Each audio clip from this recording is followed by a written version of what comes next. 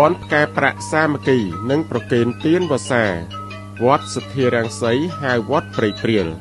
ស្ថិតនៅក្នុងភូមិស្លាបប៉ាងឃុំតាក្រៀមស្រុកបាណន់ខេត្តបាត់ដំបងខ្ញុំប្រកាសណាអាត្មាភាពនិងអាចារ្យគណៈកម្មការ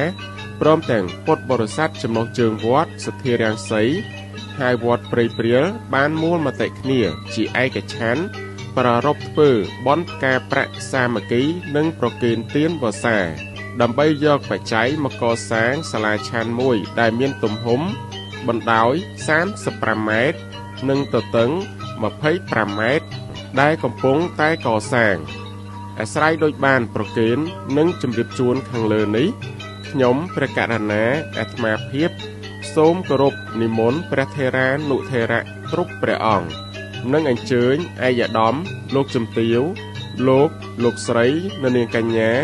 និងញាតិញោមជាពុទ្ធបរិស័ទចិត្តឆ្ងាយទាំងអស់ចូលរួមចាប់យកបន់កុសលតាមកម្លាំងសទ្ធាជ្រះថ្លារៀងខ្លួនកម្មវិធីបន់ថ្ងៃសៅរ៍3កើតខែអាសាឍឆ្នាំម្សាញ់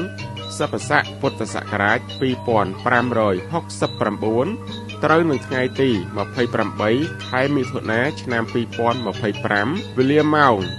4:30 នាទីល្ងាចជួបជុំពុទ្ធបរិស័ទចិត្តឆ្ងាយនិមន្តព្រះសង្ឃចម្រើនព្រះបរិត្តថ្ងៃអាទិត្យ4កើតខែអាសាឍឆ្នាំម្សាញ់សព្វស័កពុទ្ធសករាជ2569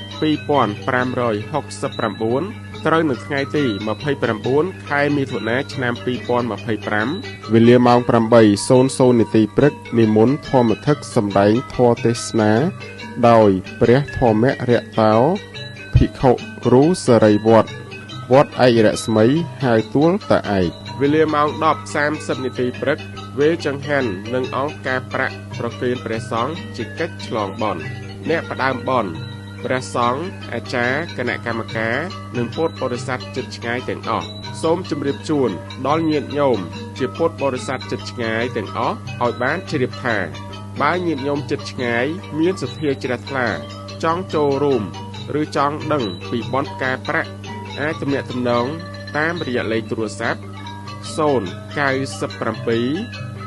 35 72 233